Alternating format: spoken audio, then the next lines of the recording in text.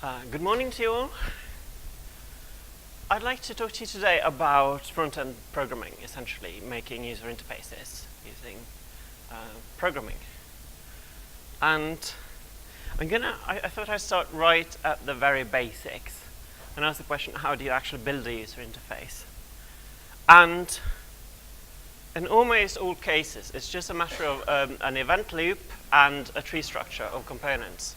So you have the tree and you have the loop around the tree there. This has been going on since essentially forever, since the very, very first graphical user interfaces. I used to program on this thing. I think we didn't have tree structures yet. I think this was essentially just a list of components to be rendered, and there was no real concept of stacking except inside Windows. We moved on a bit though. This is a more modern and more traditionally desktop-oriented user interface library called Qt. And it's designer tool. You can see the tree structure now. You got like the window on top, and you got like various boxes to compose subcomponents, and then eventually you got a couple of buttons at the bottom there.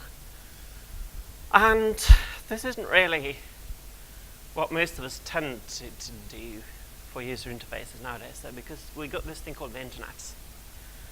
So we are seeing most applications that we use nowadays have sort of migrated into the browser. Mostly we use them to find pictures of cats with their tongues out, preferably. I like them that way. But, you know, there are different applications too, like applications that enable us to shout at each other when we get mad. But the thing that these applications are composed out of is called a document object model. Now, I struggle a bit to find an appropriate illustration for the DOM and how I feel about it. Fortunately, the art of Hieronymus Bosch finally delivered. The DOM, well, I'm going to be polite and say it's an interesting thing. It's very, very, very object-oriented. It came about in the essentially the golden age of Java in the mid-90s, and in fact, the language that it was sort of written to be used by is called JavaScript, because it's not really got anything to do with Java. It was just that when it was developed at Netscape, Java was very cool, and Netscape was hoping to make a deal with the sun about Java, so they decided we got to call this JavaScript so people think it's related. And the syntax was changed to sort of look to adopt the C tradition and the current state of the Java syntax. And it's really a massive mutable state. It's very much adopted Java's idea of object orientation. So you got every component encapsulates its own state. That state is very much up in the air what it is at any given time. And, well, we would very much like to do UI development in a functional style, and that doesn't really translate well. The DOM is, I would venture to say it's largely incompatible with thinking in a traditional functional style, because the ideal of functional programming is that all your code should be pure. Now, we don't actually accomplish this normally, because if all your code is pure, it has no side effects, and so it only generates heat, as Simon Jones likes to say. You know, we get pragmatic, but we want to ensure that as much of our code as possible is actually pure and has no side effects, so we can reason about it a lot more easily. And code which manipulates mutable state is rather the opposite of that. If you spend all your time changing the state of DOM objects, then you're not being very pure. Which is why we have been exploring ways to mitigate this. We have this thing now called React, which Facebook launched a couple of years ago now. This illustration is I think, another sort of React. And React introduces the virtual DOM. The idea of the virtual DOM is that we create a data structure in our functional programs, which is completely immutable, And when we're done doing this in our event loop, we just pass it on to React, and React does all the if bits of syncing that data structure up with the actual DOM, so that we can manipulate data structures. So that we can manipulate the DOM, pretending that it's actually an immutable, properly pure data structure. It isolates mutation essentially to the rendering phase, so that everything in between your input events and your actual output to the DOM can be theoretically pure functional programming, except that it doesn't really. React is cool and all, but it still uses JavaScript's mutable data structures. It still mutates state inside components. It's a lot cleaner now than it used to be, but it's still not quite there. So, yeah, what I just said, it's still neatly managed, but still not quite where we want to be functionally. So there was this fellow called David Nolan who had this idea that what if we took React and we sort of took out the mutable bits and replaced them with Clojure's immutable data structures, and essentially Clojure's way of thinking about writing application. Clojure script in particular, of course. So Ohm is the framework that I came up with. Ohm does not have a logo, so I took the liberty of making one for them. I hope they appreciate it.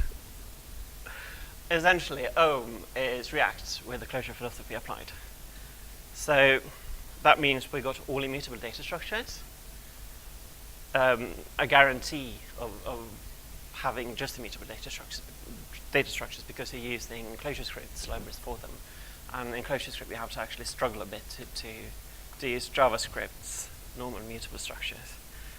It's not entirely pure, but as with Clojure itself, it provides a sensible effort. It's idiomatic that you write pure code until you can't anymore, and then at the very least you mark your functions with a bang at the end saying, this function will have side effects, please don't use it unless you really mean it. So, yeah. I meant to say a bit more about Ohm and Clojure script actually before I move on to the next thing.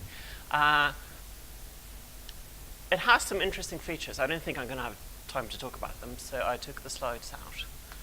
But it does things like cursors, which help compose subcomponents. Cursors are sort of like lenses, not entirely. But it remains a Clojure application, essentially. And with Clojure, you do sort of mutate state at some point. Sort of very clean and immutable normally, but you usually end up having your application state hidden away in an atom, and that is sort of global immutable states. Yeah. I'm just going to move on to Elm. Elm is interesting though. We're getting somewhere, I think. Elm is, I said it's an elegant UI specialized Haskell cousin. It looks a lot like Haskell, except if you take all the messy part of Haskell out, and all the complicated bits essentially, like the M word and whatnot, and you're left with this very, very clean language that, for one thing, it's very easy to learn, it's very easy to teach, and that's been a design goal of Elm. And there's no unnecessary category theory. I couldn't point to data suggesting this, but I have a feeling that you can take a JavaScript developer and sit them down and show them Elm, and within a couple of days they're going to be completely productive in a language that is considerably safer to use than JavaScript. Given you have a type system, it's not quite as advanced as Haskell's, but it's definitely close enough. And you have enforced purity. There are almost no side effects in Elm. And in your Elm programs at least, of course there have to be side effects.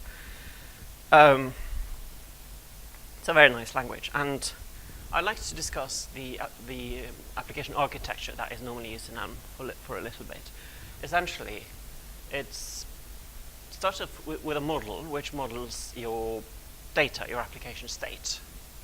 You got some events which can affect that state, and you got an update function to process those, and you got a view right at the end, which essentially takes a model and turns it into an HTML document and renders it on screen. Using the same principles as React, the HTML type that you can see at the bottom there is represents an HTML document in a virtual DOM style data structure. And then we'll just take care of that for you, put it in the actual DOM, fetch events out of the DOM and put them back into your system. This is based on functional reactive programming.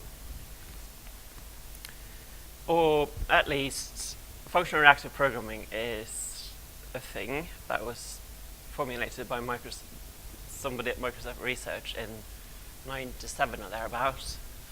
And we've had a lot of iterations on the idea, but functional reactive programming as a term, I don't think we're allowed to use that on anything except the original implementation. And in any case, at least I think, because nobody can quite agree on the definition here, that Elm's implementation is probably as close to FRP as you can get using JavaScript, but it gets only like 99% there. In any case, Elm is at least very close to the original intention, and it looks sort of like this. Essentially, you have a signal type, and the signal is a value that changes over time. So it has an initial value, and then at certain points it will change that value, and you can react to that when it happens. So you have things like mouse position, which is a signal which contains the coordinate path. You have mouse buttons, which are just Boolean saying whether they are clicked or not. You can have a time signal, which just counts upwards at regular intervals, and so on. And usually your input signals will be responses from the user to your application. And you can take the signals, you can map over them, treat them like functors, you can fold over them. The fold P here is slightly interesting. It looks exactly like a fold, except it yields intermediate results. So it's not a catamorphism, it doesn't compress everything into a single result, it yields the intermediate result. So you can use it to manage your application state, essentially. You start with an initial state, and then you feed events into your fold, and it updates the state for you, and yielding intermediate states. So an Elm application will look something like this. It's really just a signal of HTML documents. And you have a model, which is a signal which contains your model. And you have a view function, which takes your model and turns the model into an HTML document when it changes. And then you sort of tie the loop with the actions. And you have the signal mailbox and signal address things there, which I'm not going to bother with the details of those, but essentially you can, from inside your HTML document, you can feed actions back into the main loop. So you start over again, and these actions will alter your model potentially, and we go around. And it's a very, very neat and clean model. It's like just a pipeline, essentially, that is expressed by very few functions. So I drew your diagram, just to recap. You have the DOM, which is something you don't want to deal with, and which Elm masks very neatly for you. The DOM can generate actions. Actions will affect your model. When your model changes, it will affect the view, and when the view changes, it gets fed back into the DOM. And that's your application, essentially. That's your user interface, at least. The problem here is composition. It gets a bit boilerplatey when you want to make subcomponents out of this, because you will want to have reusable components. You can't just put everything in your entire application, which can get quite big, into just one update function and one render function. You want to reuse them. You want to have like button components and so on that you can just put in anywhere. But tying the knot there it gets not complicated, definitely not, but it gets a bit boilerplatey, because you have to make sure that you handle passing all the events down to the subcomponents, getting them back, putting them where they're supposed to be, and so on. It's not entirely as neat as I'd like it to be, but research is ongoing, of course, and I expect by the next version of Elm there's going to be like a perfect solution. Right now you have to do a bit of boilerplate, which is unfortunate. Now I'd like to talk about PureScript. PureScript is a better Haskell than Haskell, I'd like to say. It's a very, very bold statement.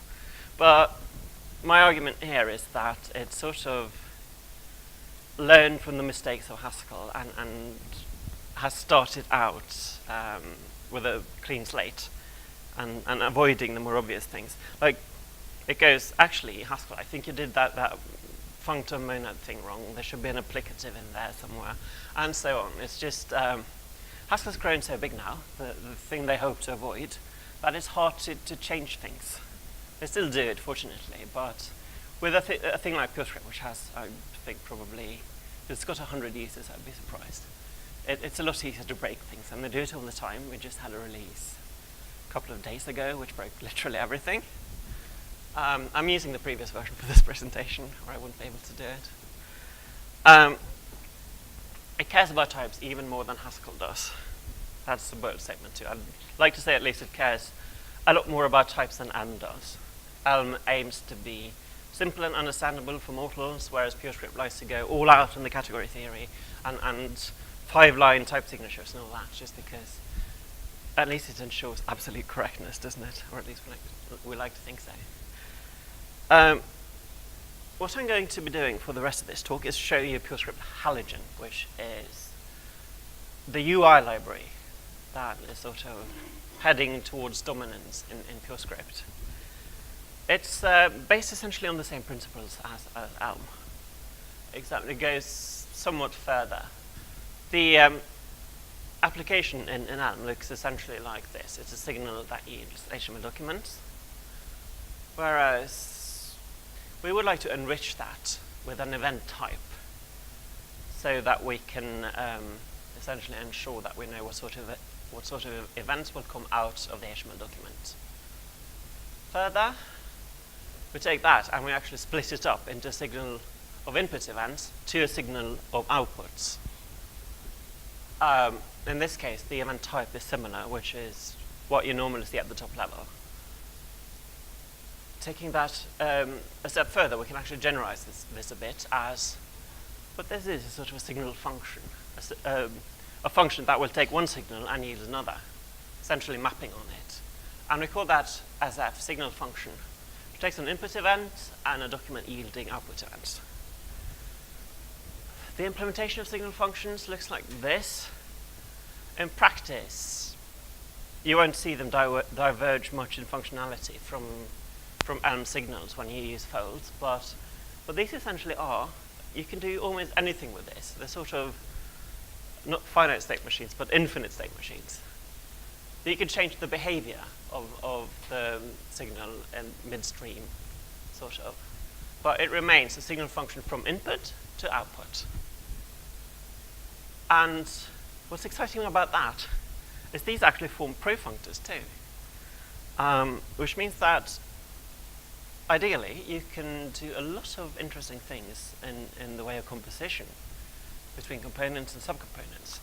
Given that they are profunctors, you can sort of diamap from the supercomponent to the subcomponent and back. At least that's the theory of it. What you end up doing for the most part is you just do exactly like in Elm. The stateful function is essentially the fold P from Elm. And it takes an initial state, it takes a fold function which processes your inputs, and it generates a signal function of output state. Just one more thing I would like to do to this before I'm quite satisfied.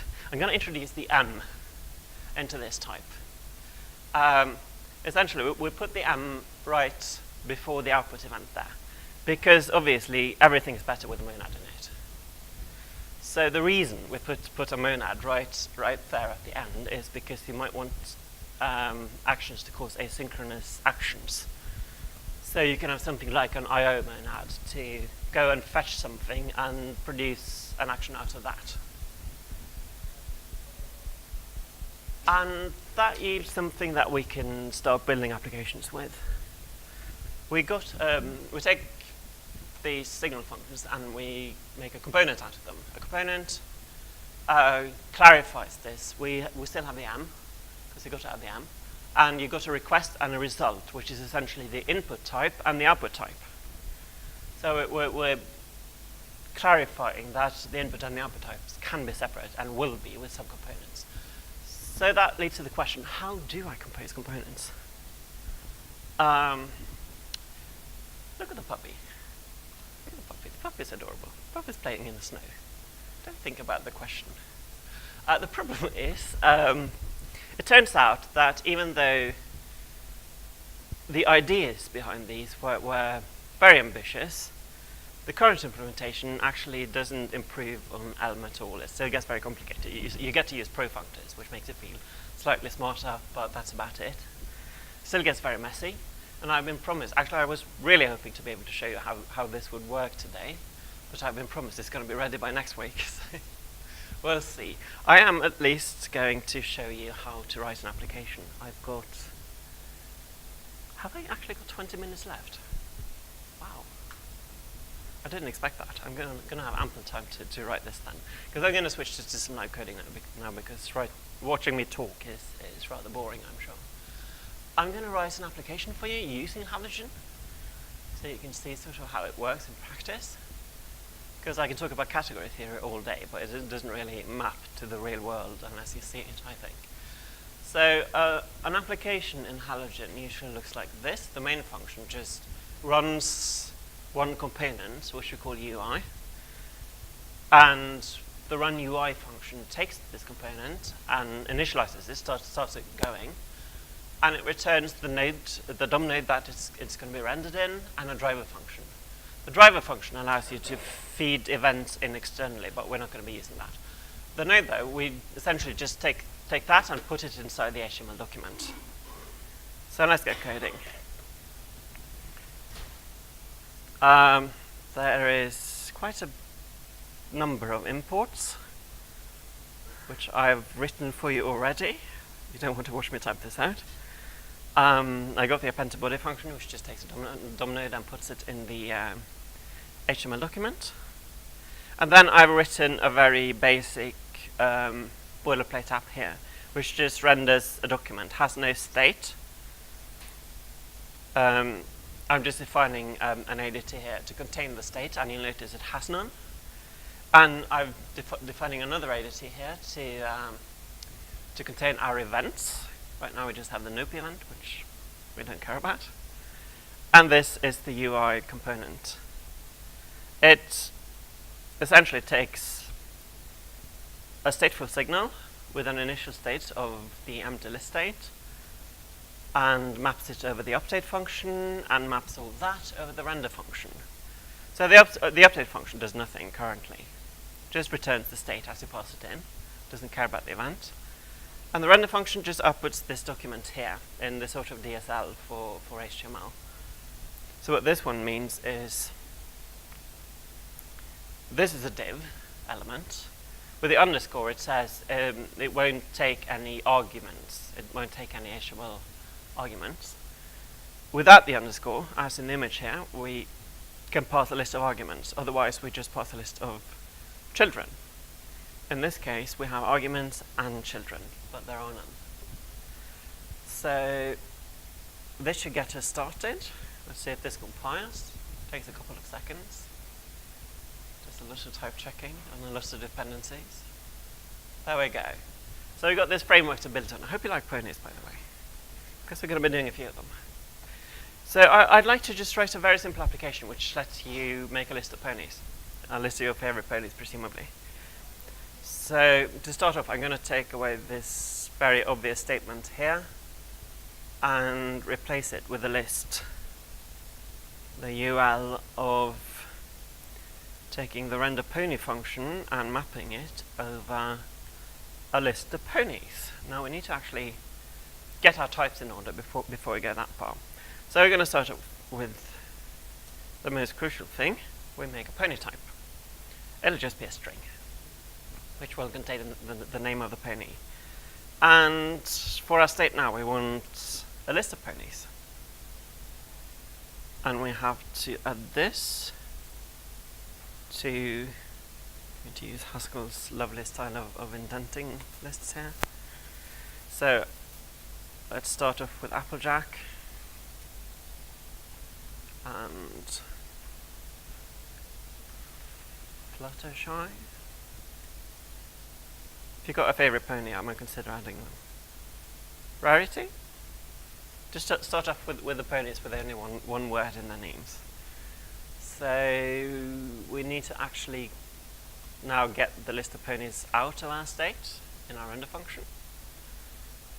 And thank you for shutting down. And we need the render pony function. Takes a pony and returns HTML.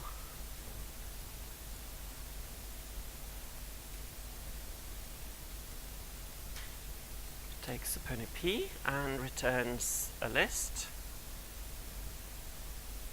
item of the text inside the pony. So I wonder if that's enough. You're all conversant in Haskell, yes? Did you see me make any mistakes? Because if I do, I am absolutely blaming you.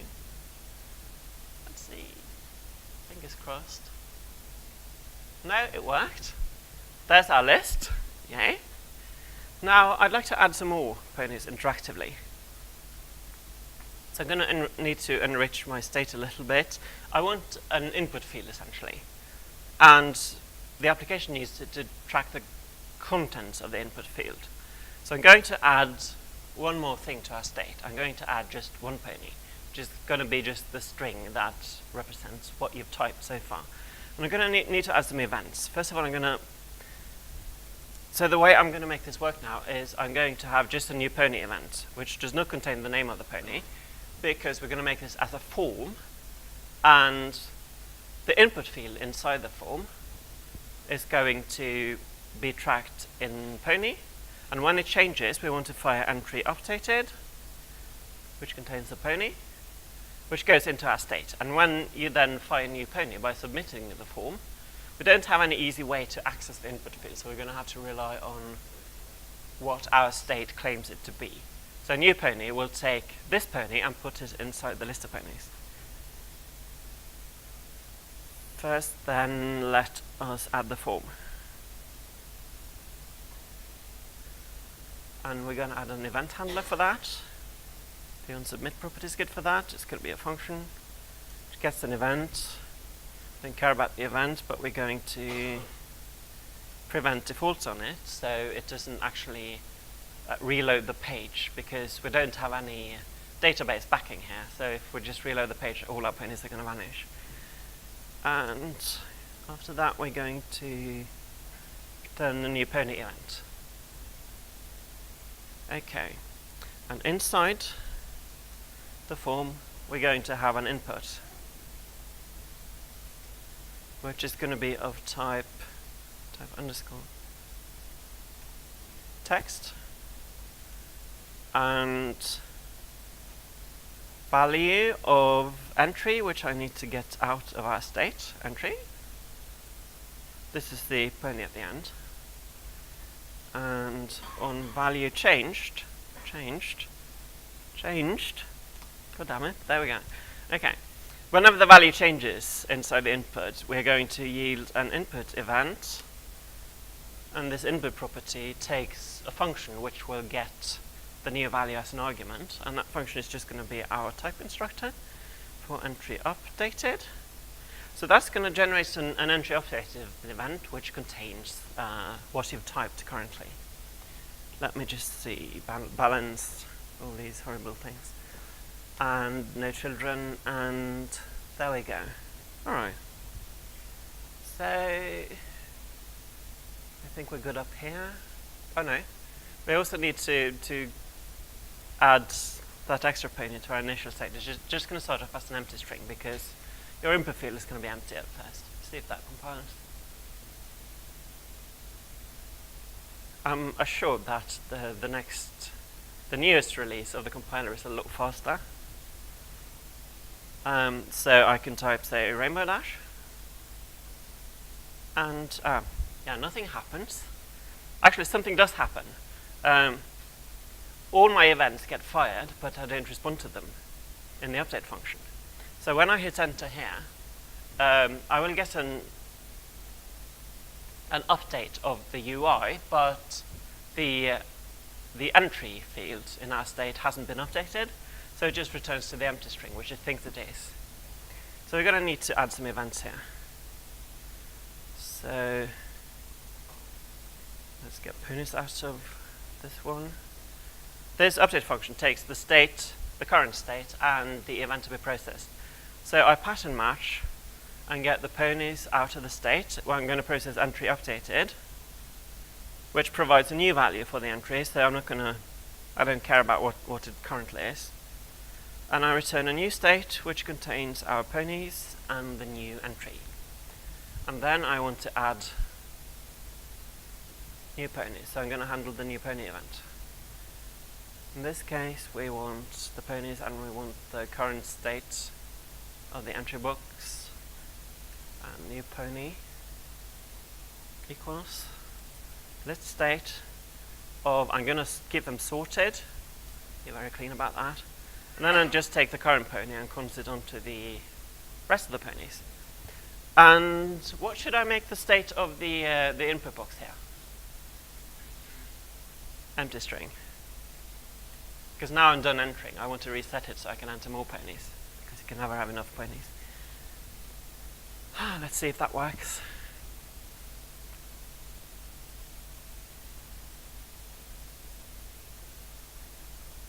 Okay, rainbow dash. Cool. Twilight sparkle. Very cool. And Pinkie Pie. Oops, I mistyped it. So I'd like to be able to delete that and add it properly. So let's see if we can do that. Just going to add one more event. Let's call it remove pony, and the name of the pony to be removed. And then going to add to the render pony function, actually, because I want a button next to each pony that I can click to delete it. So I'm going to add a button. And the button is going to have an on-click handler, which generates an input event, remove pony of the current P. And it's going to have text in it. And I'm going to get really fancy. I actually discovered while writing this talk that PureScript's string type, string literal, doesn't handle Unicode. And I want to know if Unicode cross there, so I'm going to get really fancy. Character dot from character code. 10,007. Okay. So let's see if that works or not.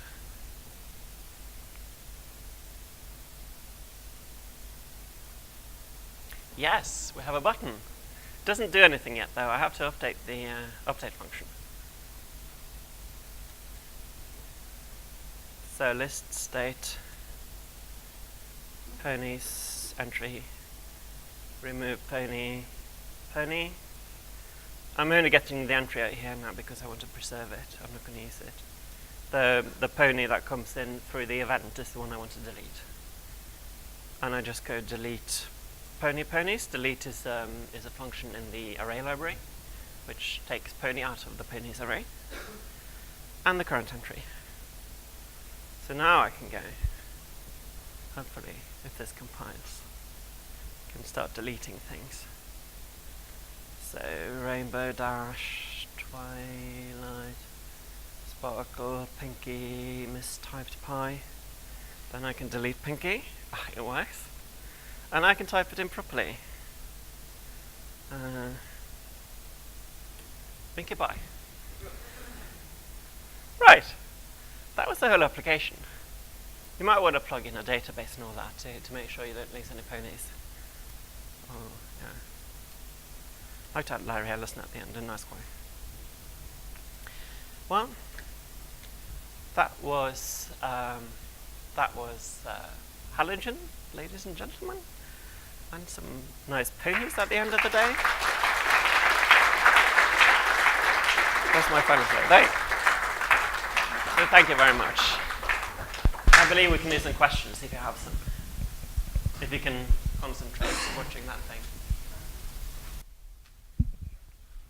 When you map the model to the DOM, are you? Am I right in understanding that you are replacing the whole DOM object with an entirely new one? And if so, is that expensive? That would be insane, yeah, because there's nothing, I think, in the history of programming that is quite as slow as modifying the DOM. So what's happening there? This was React's great innovation. It does a diff from what it currently is and what it's expected to be, or rather what it used to be previously for performance reason, and what it needs to be. So it will generate, the diffing algorithm will generate a minimal set of changes needed to take the DOM from its current state to the state you want it to be in, which is remarkably more efficient, actually usually more efficient than writing it by hand. So that's what's going on there. Do you think dependent types or some light form of dependent types could help with the composition or the modularity? I haven't actually given that much thought. I would assume that because obviously dependent types can do absolutely anything better, that there might be something there. Now the problem is that PureScript doesn't have dependent types, neither does Elm, and I would suspect that Elm really doesn't want to have them. But for example, Haskell has the type promotion, and I saw, say, for a sort of extensible pattern matching that, or type-safe extensible pattern matching, they use that. Or? I'm sure there's something in there. And what I'd really like to see is, because Idris has a JS backend, I would like to see someone to do this in Idris and see how much better it gets. Okay. But currently, I don't have any research to show you on that. Is it really necessary to type all those types, or is it just like limitation of the compiler? Well, Philip Wadler did tell me that you should type all the types to make sure that you get the program you expect. But of course, PureScript does type inference to some extent, just as Haskell does.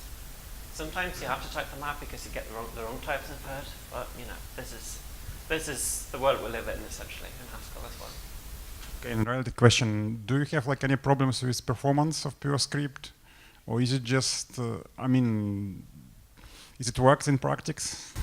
Yeah, it compiles down to very neat JavaScript, very close to the PureScript, except of course for the types. So yeah, there is, I suppose, a very marginal performances because PureScript is a current language.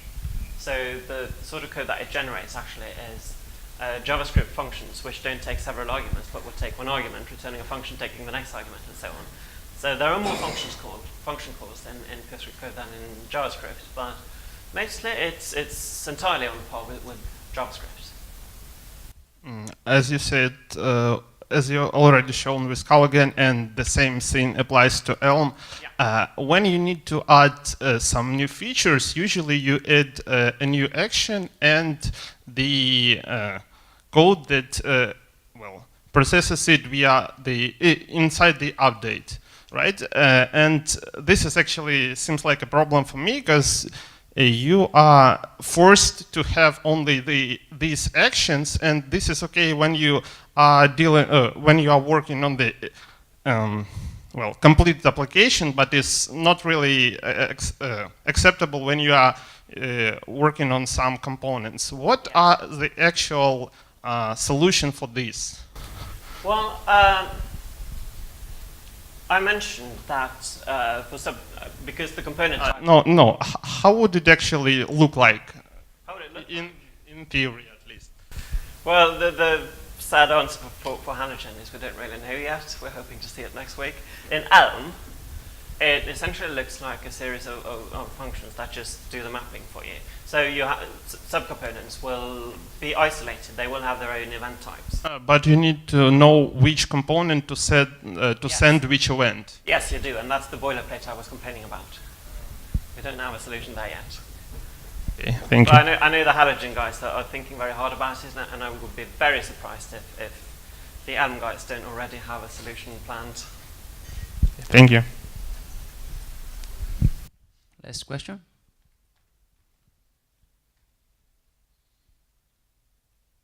Okay, thank you. Thank you.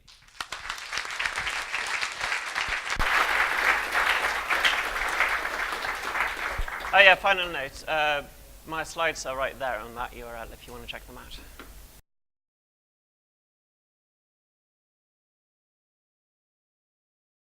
Okay, this is a more modern and more traditionally desktop-oriented user interface library called Qt. And it's designer tool. You can see the tree structure now. You got like the window on top, and you got like various boxes to compose subcomponents, and then eventually you got a couple of buttons at the bottom there. And this isn't really what most of us tend to do for user interfaces nowadays, though, because we got this thing called the internet. So we are seeing most applications that we use nowadays have sort of migrated into the browser. Mostly we use them to find pictures of cats with their tongues out, preferably. I like them that way. But, you know, there are different applications too, like applications that enable us to shout at each other when we get mad. But the thing that these applications are composed out of is called a document object model. Now, I struggle a bit to find an appropriate illustration for the DOM and how I feel about it. Fortunately, the art of Hieronymus Bosch finally delivered. The DOM, well, I'm going to be polite and say it's an interesting thing.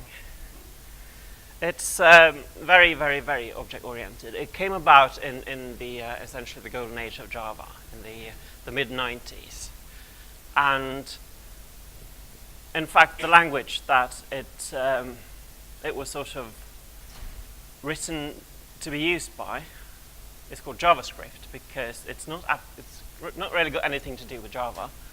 It was just that when it was developed at Netscape, Java was very cool, and Netscape was hoping to make a deal with the Sun about Java, so they decided we got to call this JavaScript so people think it's related. And the syntax was changed to sort of look to as good as possible is actually pure and has no side effects, so we can reason about it a lot more easily.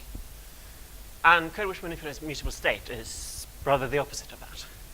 You spend all your time changing the state of DOM objects, then you're not being very pure. Which is why we have been exploring ways to mitigate this. We have this thing now called React, which Facebook launched a couple of years ago now. This illustration is I think, another sort of React. And React introduces the virtual DOM. The idea of the virtual DOM is that we create a data structure in our functional programs, which is completely immutable. And when we're done doing this in our event loop, we just pass it on to React, and React does all the if bits of syncing that data structure up with the actual DOM, so that we can manipulate data structures. Sorry.